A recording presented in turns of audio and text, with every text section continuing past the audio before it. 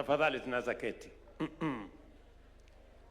Huyo deputy wangu ni fire si fire. Wamesema ni fire sana. Basi naamini ya kwamba sisi zote tumesikiza kwa makini scorecard ya serikali ambayo imeundwa na chama yetu ya UDA na marafiki zetu. Na kabla sijaendelea, kati yetu tuko na marafiki ambao wametembea na sisi hii safari. Wameungana na sisi katika kuunda serikali ya Kenya Kwanza. Hata wale hatukuungana na wao katika serikali ya Kenya Kwanza, baada ya uchaguzi wamekuja na tumeshirikiana na sisi, na kufaulu kwetu pia wamechangia sehemu kubwa. Tuwapigie makofi jameni. Tuko hapa na wanachama wa chama ya Ford Kenya, wapigie makofi. Are they here? Wanaweza kusimama? Some of them are there. Tuwapigie makofi. Thank you very much. Tuko hapa na wanachama wa chama cha Chap Chap wako kati yetu, tuwapigie makofi. Hapa tuko na wanachama wa chama ya Jubilee ambao wameshirikiana pamoja na sisi, tuwapigie makofi. Asanteni sana waheshimiwa. Tuko hapa na wanachama wa CCK, sijui kama wako humu ndani, kule nyuma wapigie makofi. Tuko hapa na wanachama wa UDM walimeungana na sisi, tuko na Gavana Mahmud hapa na viongozi wengine kule nyuma. Asanteni sana. Sijui kama kuna chama ingine nimesahau. Tuko na Wiper, wale wamekuwa katika chama cha Wiper wako hapa, wapigie makofi.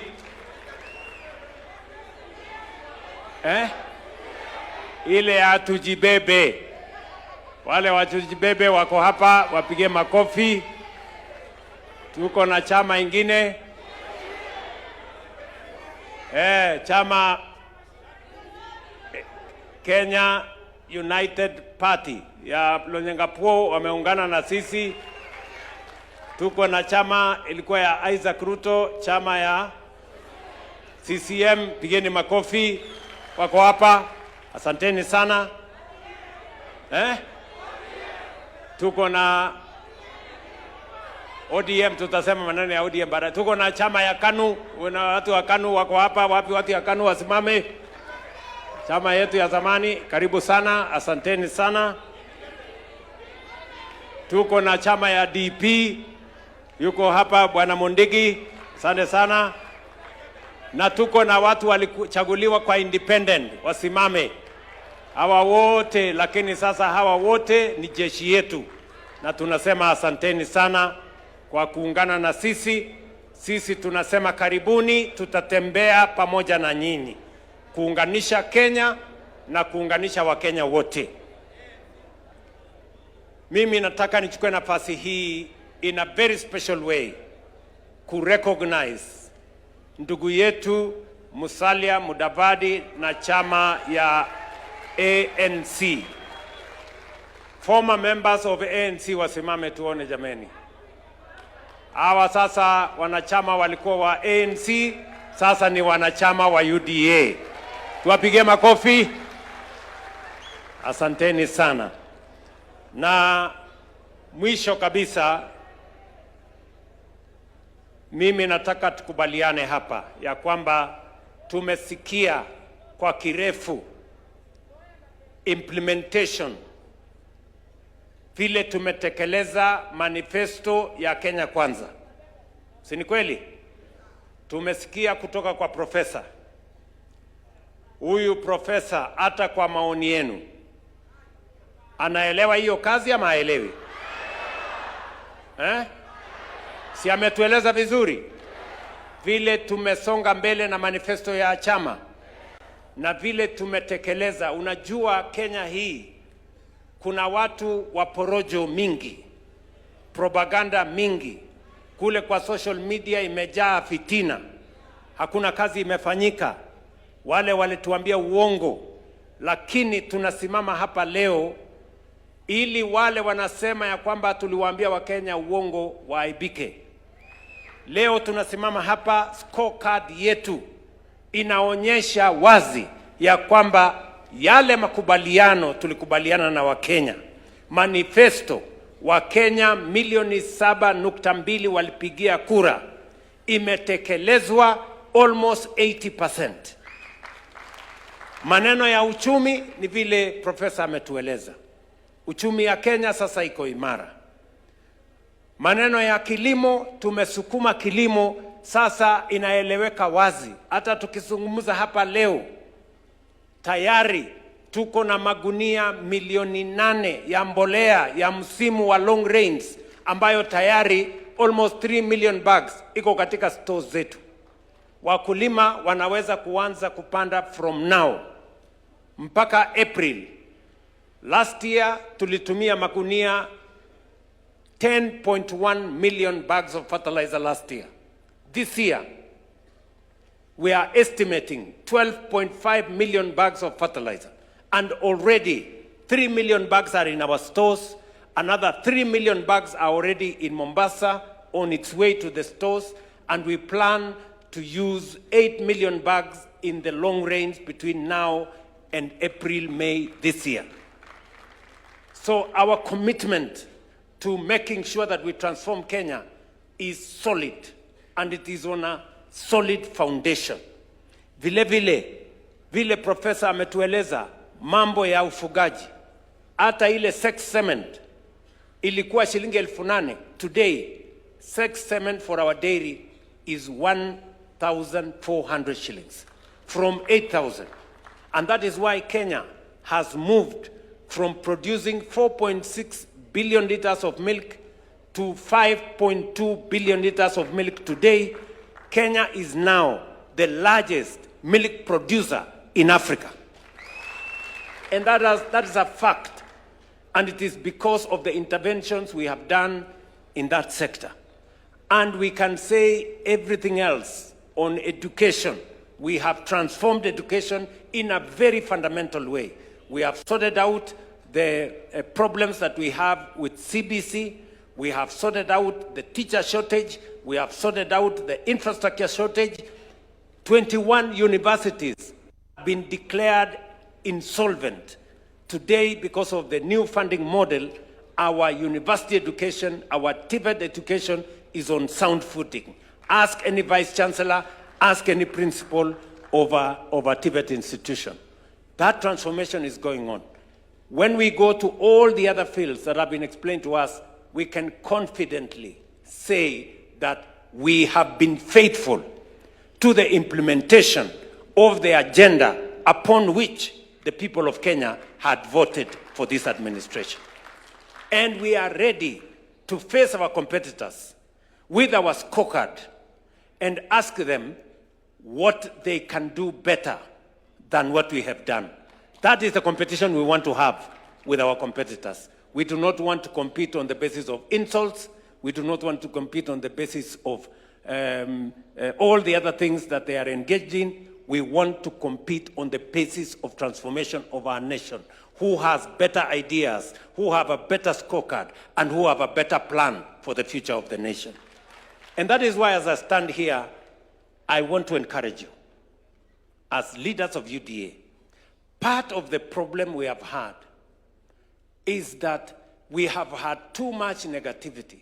The reason why Professor has taken time, together with Seth and Kimani and Aaron, have taken time to explain to us, and the reason why you have a pamphlet, kila mtu wako na pamphlet hapa saizi, on the scorecard of the party, so that you can stand on any forum and explain to the people of Kenya where we were, where we are, and where we are going. Si kila mtu sasa hako na manifesto, hako na scorecard ya chama. Because we do not want to come to any constituency or any ward and we are struggling to tell the people what this administration has done. You allow people with propaganda na watu tu wa fitina waeleze wananchi, hakuna kazi imefanyika. Today as I talk to you, the roads that had stalled, nyinyi mnajua, when we came into office, most contractors had left sites. Majority of the contractors had left sites. Lakini leo, all the contractors are back. All of them. Kama kuna mahali maybe 5% ndio bado, lakini 95% of the contractors are on site. They are working.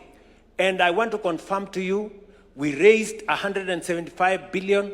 We are raising another 120 billion to make sure that all our contractors are on site until we complete the 6,000 kilometers of road that is going on in Kenya today. Hiyo program inaendelea. Program ya kwa mfano, nimeona dada yangu wa Mushomba yuko hapa. Pigeni makofi. We had a big problem with Mau Mau roads. Si ni kweli? And that was the quarrel wa Mushomba had with me. Maneno ya Mau Mau roads. And I want to say, when we came into office, only 20% of Mau Mau roads, only 20% of Mau Mau roads had gone on. About 600 kilometers of Mau Mau roads, only 20% had been done. Today, most of those roads are either 50, 60, 70% complete. And all contractors are on site. This year alone, we have allocated 2 billion shillings for Mau Mau roads. And we want to make sure we complete all the Mau Mau roads before 2027, so that we make sure that we can keep our promise to the people of Kenya as we spread road infrastructure across the Republic of Kenya. Tuko pamoja jameni?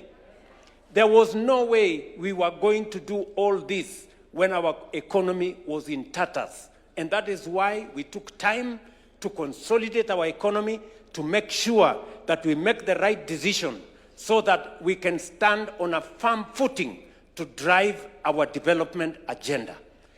And let me complete by saying the following. Now that we have a great scorecard that we are undertaking, most of the programs have been rolled into place. We now have a plan for the future, because we need continuity. And because we have a plan for the future, you have heard us say that we now have a clear plan on how we are going to move our country to the first world. And we also are not just talking about a plan. We also know how to finance that plan. You mnanielewa? Because the problem with Kenya is not the absence of plans, is not the public, is not even money.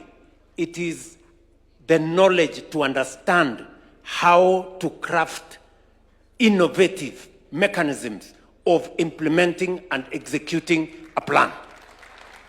And that is what we have developed. We have an innovative plan on how to build roads. We have an innovative plan on how to drive our agenda into the future. And that is why we have said 3 things. Number 1, for Kenya to move to the first world, we must generate at least 10,000 megawatts of additional energy. Today, sikizeni ndugu zangu, today in Kenya, we have 3,300 megawatts of energy. 3,300 since independence. I went to Ethiopia this last year, about 3-4 months ago. We went to launch what is called the Gad Dam. In that dam, one dam, they are producing 5,400 megawatts. One dam. The whole of Kenya is 3,300. Munaona iko shida ama hakuna shida? Na ni shida hiyo ni kidogo ama ni kubwa? Shida hiyo ni kubwa sana. Sisi tunaelewana? And you know, we cannot drive our transformation if we do not have the energy to drive it. That is why we need to generate more energy. We cannot commit ourselves to industrialization if we do not generate energy. To generate that energy, we need between $10 and $12 billion. That's about 1.5 trillion Kenya shillings. And do not worry, we will get the 1.5 trillion shillings. Tuko na njia ya kupata hiyo pesa. Do you understand what I'm saying? So that is the way we want to go. Let me give you an example. When I was invited to go to the United States by President Joe Biden, we signed an agreement between Kenya, Microsoft of America, and G42 of UAE to do data centers. Because that's the future. Technology is the future. And because we have green energy, America and UAE said Kenya is the right place so that we can use geothermal energy to drive our data centers. So tukaweka kidole ile kitu, tumefurahi sana. Mimi nimekuja hapa, nimetangaza maneno mzuri kabisa tu. Hii project ni ya karibu 1.2 billion dollars. Sasa kufanya assessment tukaambiwa data center moja inahitaji 1000 megawatts of energy.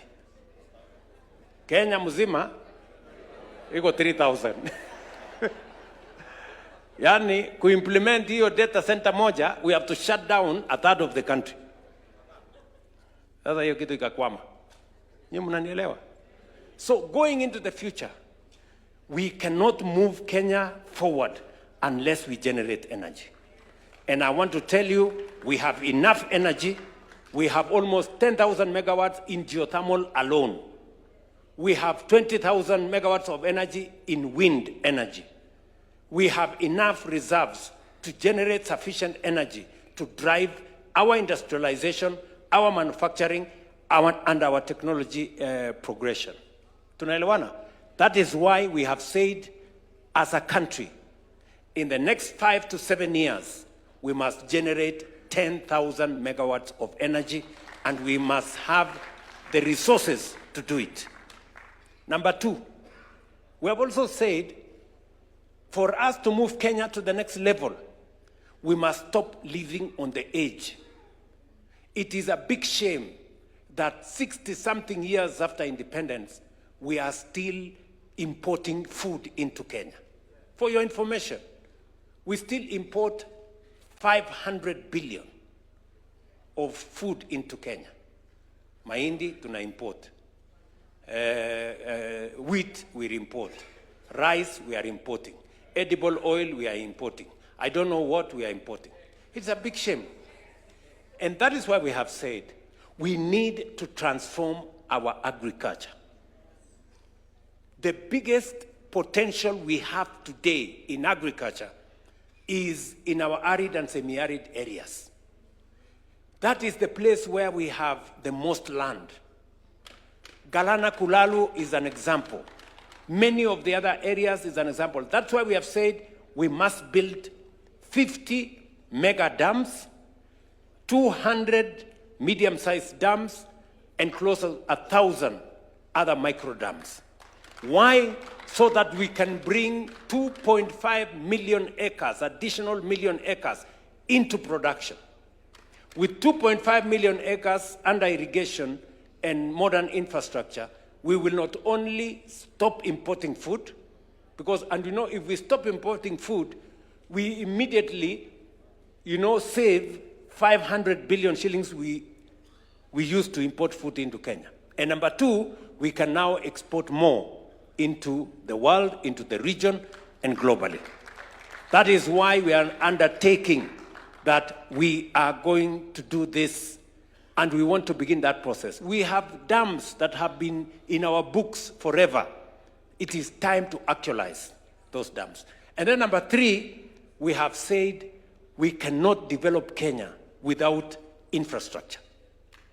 We must have roads, we must have a railway, we must have an airport, we must develop our seaports. And we have the mechanism to do it. That is why we have mapped out, as I talk to you, we are mapping out an extra 28,000 kilometers. We want to make sure that we connect Kenya. we are mapping out 2,500 kilometers of dual carriageway.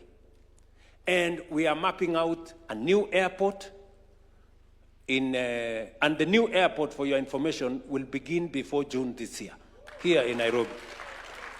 Tunaelewana? We want to modernize our seaports. The whole of that plan will require another 3 enablers, which I want to tell you. Number 1, education. We must fund education properly. And we must put more money in science, research, and technology. And that is why we are saying we are moving our budget to 2% of GDP for us to be able to have the highest quality of professional human capital that is going to support our journey into the first world. That is what other countries did. Number 2, we must secure our country. We must make sure that there is security in every part of the Republic of Kenya. That is why we are investing resources in securing the country. And we are going to work together with you. How are we going to finance this project? We have told you this project is going to cost 5 trillion Kenya shillings. Unasikia? It's going to cost how much? 5 trillion. Na hiyo kitu hiyo ni pesa tutapata. Don't relax. Hii pesa iko. Yes. Wakati tulisema tutafanya affordable housing, watu walitupiga makelele. Zakayo sijui nini. Leo contracts we have signed for affordable housing is 600 billion shillings of contracts in affordable housing in our markets and in our hostels. Kama ni pesa 600 billion tungeenda kukopa kwa IMF, tungekaa huko 10 years. Tukipiga magoti, simama, pinduka, enda pande hii. Lakini this is our own money. Nyinyi mnanielewa? So, this 5 trillion, watu wanasema hii ni wazimu. Well, inakaa kama wazimu. Lakini, we are going to deliver on it. How are we going to finance this 5 trillion? Tayari, for your information, tulikubaliana ya kwamba we are going to have alternative sources of revenue for us to finance our plan. We are going to bring in innovation. We are going to think outside the box for us to be able to finance our infrastructure. Number 1, we have grown our savings significantly, vile DP amesema. And we grew our savings intentionally. Why? Because every country that has developed, whether it is China, whether it is Singapore, whether it is Korea, they have grown their savings. There is no way you can grow if you consume everything that you earn. Let me give you a basic example. Sijiongei mambo makubwa. Basic example. Tanzania today has a bigger social security fund than Kenya. Yet, Tanzania's economy is 60% of Kenya. Why? Because they made the decision on savings earlier than us. In Tanzania, you save by law 10% of your salary, 5% government saves on your behalf. In Kenya, we changed the law.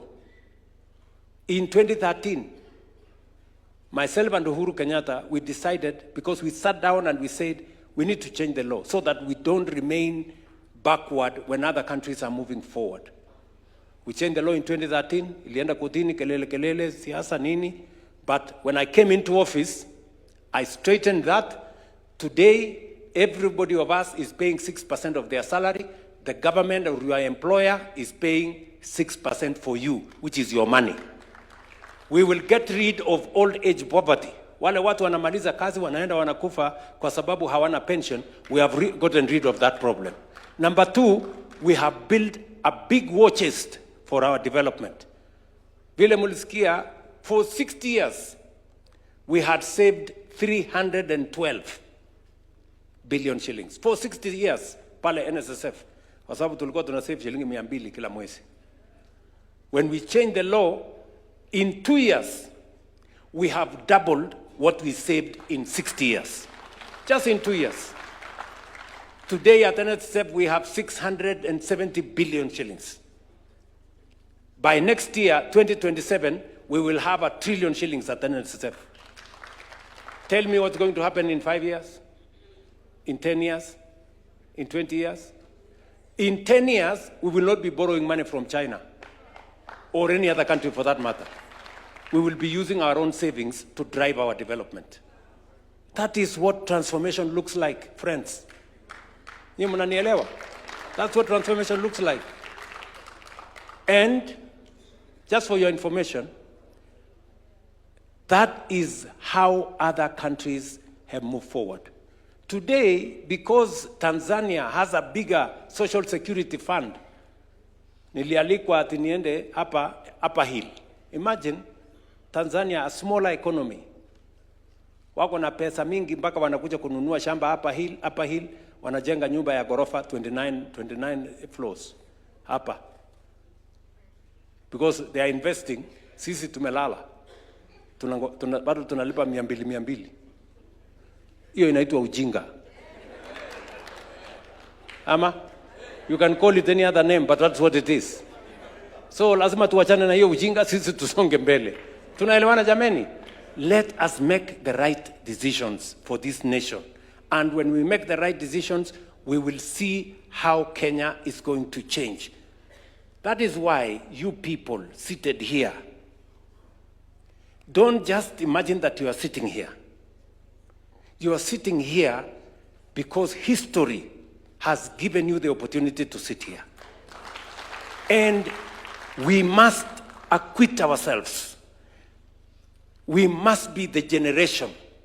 We must be the leaders that finally made Kenya the Kenya we all want it to be.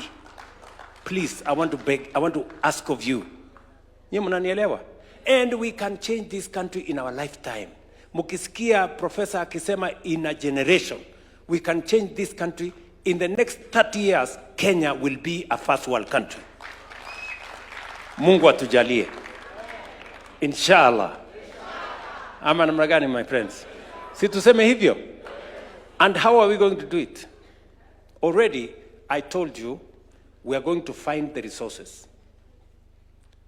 Today, as I talk to you, we have an opportunity to buy, as Kenyans, we have an opportunity to buy shares in Kenya Pipeline. Each and every one of us here, we have an opportunity to buy shares in Kenya Pipeline. Kenya Pipeline is not going to go away from Kenya. It's only that we will raise the money and let Kenyans own. It is part of democratizing ownership. It is part of democratizing wealth of our nation, so that each and every Kenyan can have access to owning what we have built together as a nation. So today, we are selling shares in Kenya Pipeline at the Nairobi Stock Exchange. And we are going to make sure that every Kenyan who has applied, first and foremost, gets their share before we move to anybody else. Many people I have heard have gone to Parliament to say, oh, you know, these shares of Kenya Pipeline have been overvalued. You know, hii share has been overvalued. Kwani mtu alikuwa anafikiri mali ya umma atakuja tu abebe hivi hivi? Hapana. Hii ni mali imejengwa over time, my friend. Hii ni mali imetengenezwa over time. So we have made sure that the people of Kenya get the best deal from their asset. Because it's not just us who are going to buy. There will be others who will buy. Sijui kama tunaelewana. So we have negotiated the best deal for the people of Kenya, so that that money is raised so that we can use it to develop our country. We will raise possibly 110 billion from that sale of Kenya Pipeline. And I have told the people of Kenya, in the past, corporations were privatized. The money was used to pay salaries and to pay debt. Let me say, for the avoidance of any doubt, the commitment I made to the people of Kenya, any money proceeds of privatization from Kenya Pipeline, from Safaricom, or from any other entity will be used for only one purpose: to develop the infrastructure of Kenya. Not a single shilling is going to pay salary. Not a single shilling is going to pay debt. We are going to use that money to build additional wealth.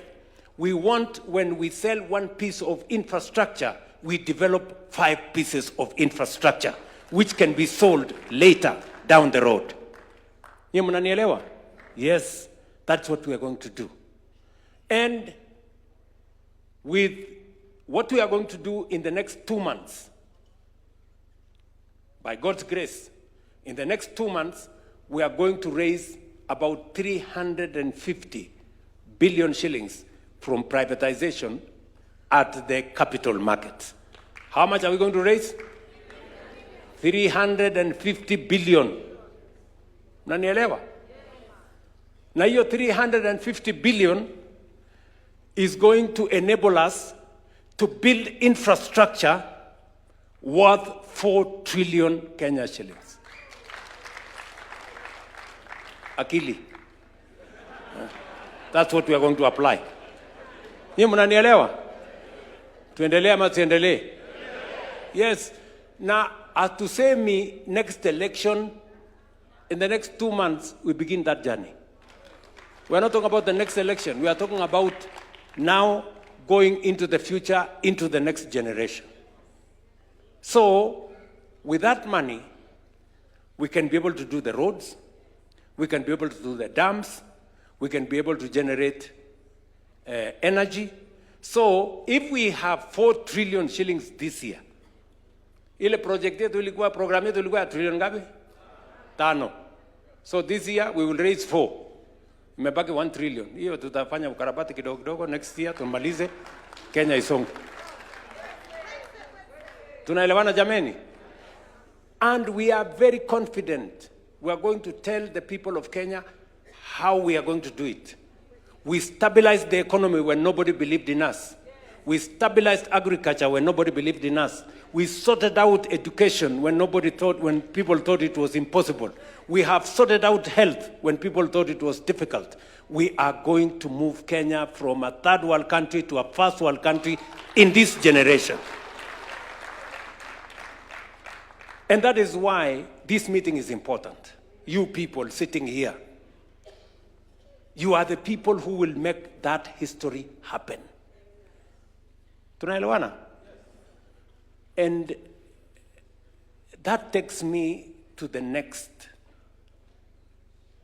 2 items, and I want to take both of them together. The next 2 items is our party elections and the negotiations between UDA and ODM. How are those two connected to what we are having a conversation about? Unanielewa? They are important. The party elections that we carried out, in some areas very successful, in some areas not very successful, in some areas we did not succeed to carry out the elections. But we have a brief from the National Election Board. Why is the party election important? And I want you to listen to me very carefully. The party elections are important because the party is a critical instrument. Any successful democracy has a robust political party and democratic framework. We have 2 ways of implementing our agenda.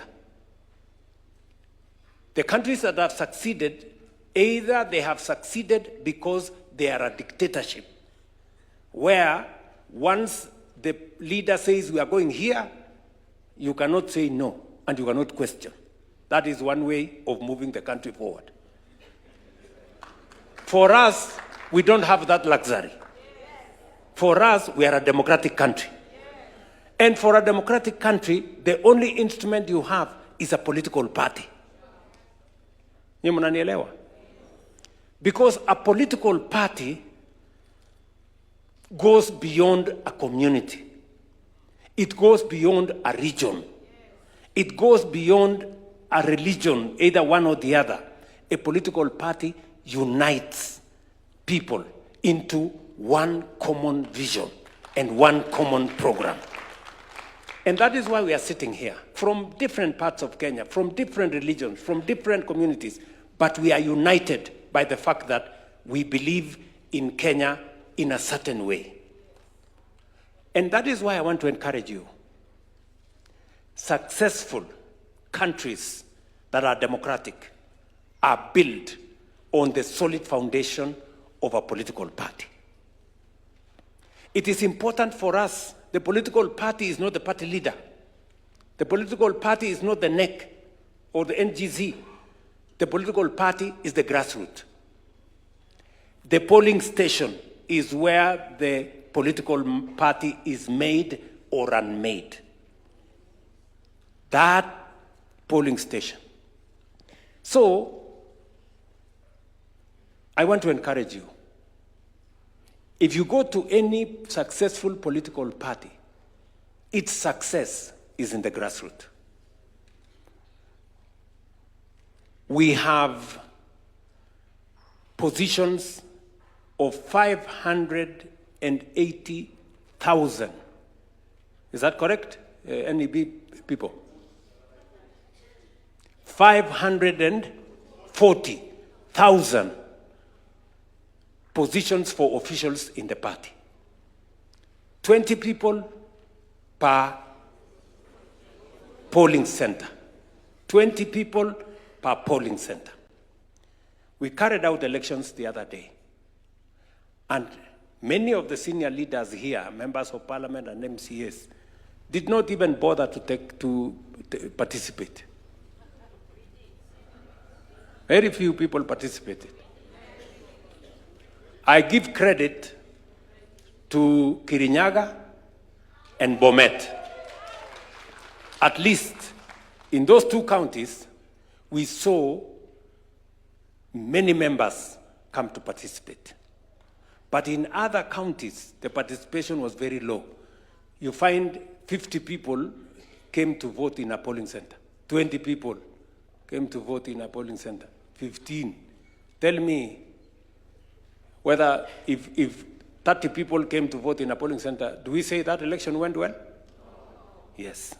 So we have instructed the NEB, any polling center where less than 50 people voted, we repeat. Any polling center where less than 50 people voted, we do what? We repeat. And please, I want to ask you, as leaders, the grassroots is very important. The grassroots is very important. I want to encourage us here. Go and become chair of the ward in your county. Those are the people who are going to decide for the party going forward. Nominations will be decided by the party going forward. Whether it is nominations of MPs, nominations of county assemblies, they will be decided by the party. And the party must have legitimacy. The legitimacy of the party comes from the membership voting for the party officials. Yes. We are going to redo this exercise where we did not do well, so that the person at the polling station, let me tell you, my friends, I have been in this politics for a while. I was a member of KANU. The reason why KANU succeeded for many years is because people were elected. Watu walikuwa wanapiga mlolongo kwa polling center kuchagua officials wa chama. The reason why ODM today is where it is because they carry out elections in the polling center. Are we together? So, there is no other way. We have to have elected officials at the polling center. I know many of us here are friends. I also have friends. Even if your guy, the person you want at the polling station, if you think he's a good guy, he's loyal, he's good, he's hardworking,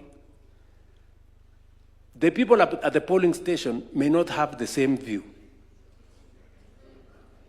So, mwambie huyo mtu yako, wewe ni mtu yangu, wewe ni mtu mzuri sana, lakini twende tuchaguliwe kwa polling station. Akichaguliwa, huyo ndio mtu sawa. Mwingine akichaguliwa, ujue mambo ni hivyo. Sio kama tunaelewana? Kwa sababu sisi wote tuko na watu wetu, si ndio? Hata saa hii kuna watu wameandikwa tu kwa list ya chama, huyu ni chairman wa mahali fulani nini. Sisi tuliandika sisi watu hapa. Sasa hawa watu wetu tuliandika hawa tuwapeleke kwa raia. Once somebody has been voted for, you know, sisi hapa wengi wetu tumechaguliwa. You know the feeling once you are elected. You feel very good. Ama namna gani? Once you are elected. Let us also give a chance to somebody else to be elected at the polling station. So that the same feeling I feel when I'm elected president, you feel when you are elected a member of parliament, let another Kenyan feel the same at the polling center. Wacha hata yeye asimame hapo na kiburi yake aseme mimi nimechaguliwa hapa. Sisi ndio kusema kwa hivyo. Si ndio? Yes. Kwani mnafikiri hii feeling ya kuchaguliwa is only meant for us? Let us spread it. Let also another fellow hapo asimame hapo polling station aseme mimi ndio nimechaguliwa hapa na wananchi. Ndio tunasimamia maneno ya chama. That way you also create loyal members of the party. Once somebody has been elected, it is not easy for that person to walk away because they value the mandate they have been given. Even if amechaguliwa na watu 100, hawezi kutangaza ati nimechaguliwa na watu 100, anasema nimechaguliwa kama wewe. Si ndio? Ama namna gani? So, this is what I want to encourage us. Let us take this to the grassroots. That if you want us to build the party, we must go to the grassroots. And then we will do the wards, and then we will do the constituencies, and then we will do the counties, and then we will do the national elections here. Sawa sawa? Yes. And I want to encourage every politician here. There is no harm in you being a chair of a ward, chair of a constituency, chair of a county. Sisi wote tusimame. That is how the party gets followership. We want to create a big party base. Tumeelewana? So that we don't keep saying maybe it is this or that or the other. Why? Why is it necessary for us to have a strong political party? It is necessary for us to have a strong political party because the transformation of a country goes beyond one leader. The transformation of a country goes beyond 5 years. It goes beyond 10 years. For us to have consistency, you must have a political party that will provide the transition so that when one leader finishes, the same philosophy of transforming a nation continues with another leader and another leader and another generation. Yes, William Ruto is not going to complete this transformation. It's not going to happen in 5 years. It's going to take more, 10, 20, 30 years. For us to provide that transition, we must have a political party whose philosophy, vision, understanding, manifesto provides that transition into the future. That is why it is very important for us to build this political party. Also, this political party will also guarantee every one of you seated here, we are going to provide a platform for you to have an opportunity to demonstrate your leadership without necessarily the baggage of the community you come from. In a political party, we are all equal. Sijui kama tunaelewana. Tuko pamoja?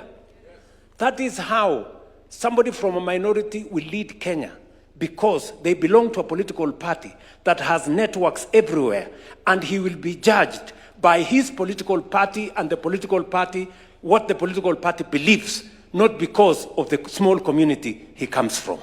That is how we are going to move together. Do you understand what I'm saying? We want the best leaders for this country. And we want to give a chance to each and every one of you to demonstrate your leadership. And the place to do it is in a political party. Hapo kwa uchaguzi, tumekubaliana na hawa viongozi. Mtu akitaka kuwa chairman wa ward, atapatiwa nafasi ya kuongelesha the delegates. Aseme. Sio tu mtu atikupigiwa kura hivi, apewe ambiwe haya simama hapo. Unataka kuwa chairman? Ndio. Okay? Tueleze. What are you going to do in furtherance of the implementation of the manifesto of the party? Ajitetee hapo aseme namna hii. Yes. Then tunapiga alafu tunasongesha. Ama pale kwa constituency, hakuna mtu atapata atakuwa chairman ya constituency bure. Lazima kuwe na mtihani kidogo. Utuambie kama unaelewa manifesto ya chama, mambo implementation imefika wapi. Then we begin to grow leaders. How did Barack Obama become president of America? It was in the convention when he persuaded people that he knew what he's doing. We are going to provide an opportunity for you. CDP ameongea hapa. Sumempima. Sindio? Sinamna hiyo? These are the kind of opportunities we are going to give to everybody to display, their leadership. And then it doesn't matter the community you come from, it doesn't matter the region you come from. If you persuade all of us here that you have what it takes to be our leader, we will elect you, and Kenya will elect you, and we will move forward together. That is why a political party is important. Sio kama tumeelewana jameni.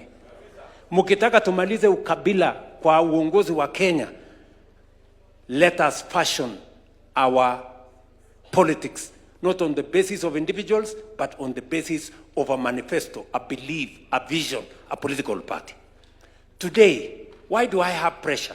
Why do many people say, William Ruto alituambia, he promised this, he promised this. It is because I was not elected by the community I come from. I was not elected because of the community I came from. I was elected because of the manifesto that we committed to the people of Kenya. And that is why they rightly are telling us, you told us this, we want to see it done. That is what politics should be like. Because if I was elected on the basis of the community I come from, as long as I belong to that community, I don't have to do anything. Ama? Yes. But because I was elected on the basis of a manifesto, a program, that's why many people apply pressure on us. And that is why we have worked very hard, by the way. We don't sleep, because we have a target to meet, and we have a commitment to discharge to the people of Kenya. That is why I want to ask you, friends, we must go back. Elections are very expensive, but we have undertaken that we are going to repeat as many areas as possible. In fact, I think we are repeating almost 60% of the, how much? 80, almost, 80%. 80% will be repeated. We spend, just for your information, so that you know we are serious, we spent close to 120 million in the last election. We are ready to spend more money because the party is important. The party is important. Another friend of mine who is a member of parliament, I asked them, why didn't you, I didn't see you participating in the election. He said, hiyo hakuna haja ya hiyo mambo. Sasa mtajua iko haja. Sasa mtajua iko haja. Kwa sababu, I am also going to meet aspirants next week, kwa sababu mimi sitaki watu watakuja kwa hii chama mwisho wakuje, they have not contributed anything to the party, alafu wakuje waseme wanataka tikiti ya chama. Yule mtu yote anataka kuwa aspirant akuje saa hii, tujenge chama pamoja, si ndio? Tujenge chama pamoja, pia na wao wakuje wa contribute kwa hii chama. Ndio wakati next year tunaongea nani atapata tikiti gani kupitia kwa delegates na wale wengine na kupitia kwa wananchi, kila mtu awe Kuna viongozi hapa walikuja UDA last minute, 1 month mwisho, si ndio? Hawa contribute chochote, wamekuja wakabeba tikiti ya chama, wakahama wakabeba viti. Hapana, sasa kila mtu achangie before. Ndio nimesema waacha tuite wale wanasema mapema ndio best.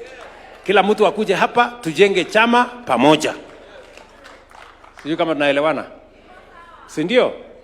Si tuendelee namna hiyo, ama mnataka watu wakuje hapa mwisho wachukue? Si hata wanao wakuje wachangie. Hakuna kudandia. So kila mtu akuje hapa tushirikiane tujenge hii chama tukiwa pamoja. Ama mnasemaje jameni?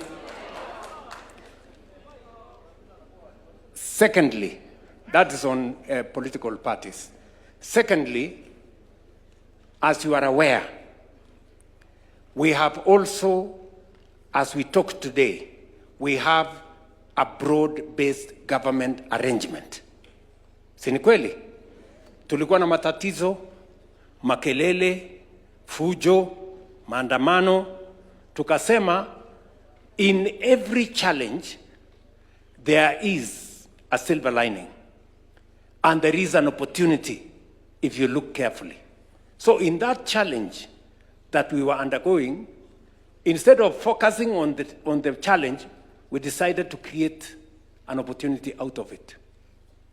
Today we have a broad-based government with our friends, the ODM party, and we have agreed that this broad-based has worked. Has it worked or has it not?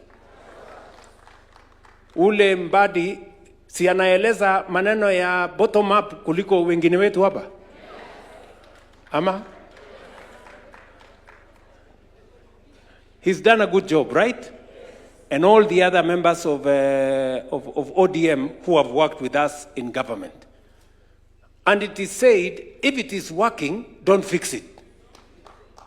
Sindio? So what we have agreed with the leadership of ODM, that let us explore the option and the opportunity of having a coalition going into the next election.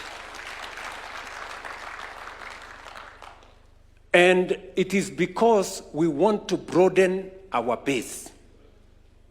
Listen to me, guys. This election in Akuja, we want to win by a margin of between 2 and 3 million. Mnanisikia? Wacha nirudie. This election, the last election, we won by a margin of 200,000. 200,000. This election, we must win by a margin of 2 to 3 million. Ndio tuunganishe Kenya, tutembee pamoja. And I am very clear in my mind, there is a reason, there is justification for us to consolidate the country into one. Listen to me. The position where I sit, there is enough for every Kenyan. One does not need to miss for the other one to get. There is an opportunity for all of us to fit in one government. And therefore, I have no doubt in my mind that we have what it takes, not just to win the next election, but to win it resoundingly so that we can drive our transformation agenda into the future. And not just into the future, into the next generation. Listen, we have a good scorecard. True or not true? We have a good scorecard. The professor here has explained to us. We have a very good scorecard. Number two, we have a good plan of transforming Kenya from generating energy, modernizing our agriculture, and expanding our infrastructure. We have a good plan. We need a political strategy to win the next election and to consolidate the gains we are making in our scorecard and to be able to implement our plan going into the future. And that is why elections in our party, to consolidate our party, is important, and a coalition with ODM will now underwrite our transformation going into the future. It is the reason we have asked you guys to come here, so that you can agree with us that we go back and do elections properly. Sindio? And do elections properly. And number two, that we agree with the NEC, whom we had engaged, that we pursue negotiated coalition with ODM. Finally, our MCAs have asked three things. Number one, they asked us that they want independence of the county assemblies. I have signed the law, the bill into act. The only problem that is waiting is, as was explained here by the leader of majority in the National Assembly, we must rework the budget. And it is not possible, Kiruga. I know you said it must be done immediately, which is okay. We see your passion for it. But we will make sure that we do it in the next budget cycle. We will now separate the budget for the county assemblies from the budget of the county executive, so that the county assemblies can become independent. Are we together? It is just by operation of law. If it was possible for us to do it faster, we would have done it. But you know those processes take long. So just my assurance to you, the law has been passed. We will make sure, because we have the majorities in both houses, we will make sure that we implement the autonomy of our county assemblies as per our commitment. We agree with you that we also need to implement the suggestions on pension. We want a governor, an MCA, or a speaker at the county assembly. When they do their 2 terms, at least they have a pension. Because many leaders, when they get out of office, they go straight into squalor. Because the job we have is thankless sometimes. Yeah? You are a leader. Ukiamuka, unaamuka na watu. Unalala na watu. Siku yenye umekosa kiti, unaenda ukiendanga. So we must secure that, so that people who have occupied leadership positions do not become a disgrace to themselves and to the communities they represent. So I want to assure you, the instructions of this council to the executive and to the legislature is that we expedite that exercise. And the 2 leaders here, mutuambie, hii maneno tunaweza kumaliza lini? In the next, what? Can we give it 90 days, 120 days? The budget process. Okay, so let's do this. Because it involves money, and we have agreed that as a council, we model it the way members of parliament wanafanya. It is contributory, sindio? The same way the one for National Assembly and the Senate is contributory. So the MCAs also want to, it to be the same as the one for members of parliament. Let it be contributory, and by the next budget, we must implement the pensions for our county assemblies, speakers, and governors. Tumekubaliana hiyo? Sindio? And we want it to be reflected in our resolutions. That is what the...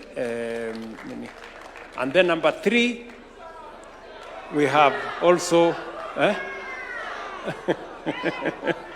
we have also recommended that the NADCO report be expedited. The 2 houses should expedite the NADCO report so that NGCDF is properly secured in the Constitution, that the oversight fund of Senate is also protected in the Constitution, and the National Government Affirmative Action Fund by our women reps is also put in the Constitution. And number 4, our ward fund is also secured in the Constitution. That forms part of the resolution of the National Governing Council.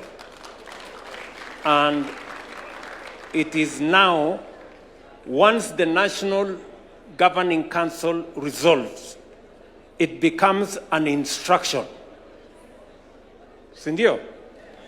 Once it is resolved by the National Governing Council, it becomes an instruction to the executive and to the legislature to make sure that it is implemented. Tumekubaliana? Tumekubaliana? Now, I want to ask Mr. Mwaura, who is the chairman of our National Elections Board. Can you do a 2 or 3, maximum 5-minute presentation? I'm told you have a presentation on where the elections are going to happen. Is that correct? Proceed. Oh yeah, bursary. Okay. Let me say this. We also want to resolve. You know, we had a meeting with the Comptroller of Budget, because that was the problem. We had a meeting with the Comptroller of Budget, and between the county governments, we were in a meeting with the governors and the national government. There was a requirement that the national government, because it is a function of the national government, that we have an agreement with the county governments. We have since signed agreements. The chair of education, how far are we? Just give him the mic. How far are we on the agreements? We gave you a mandate to make sure. Yes, Governor of Kericho. Your Excellency, we have finished the signing. Yes. And we have done everything. For all the counties? For all the counties, Your Excellency. Very good. It's just the control of budget you are waiting. Now, what was required between the national government and the county government, we have completed.